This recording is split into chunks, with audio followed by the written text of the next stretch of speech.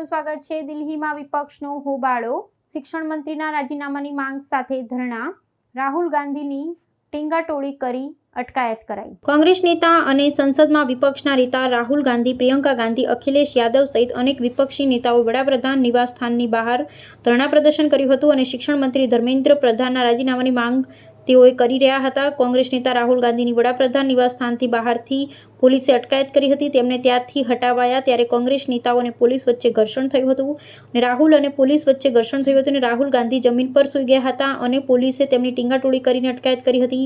દરમિયાન વિપક્ષોના વડાપ્રધાન નિવાસસ્થાન સામેના ધરણા પ્રદર્શનમાં વિરોધમાં ભાજપે પણ સમગ્ર દેશના રાજ્યોની રાજધાનીઓમાં વિરોધ પ્રદર્શન કરવાનું વલણ અપનાવ્યું છે। ભાજપ નેતાઓ કોંગ્રેસ કાર્યાલય સામે વિરોધ પ્રદર્શન કરશે। રિપોર્ટર કશ્યપભાઈ ભટ્ટ, અમદાવાદ। આવા ન્યૂઝ જોવા માટે સાબર આવાઝ યુટ્યુબ ચેનલને સબસ્ક્રાઇબ કરો અને લાઇક કરો, જેથી હવે પછીના દરેક સમાચાર સબસ્ક્રાઇબ કરેલા હશે તેઓને નવા સમાચારની માહિતી મળી જશે।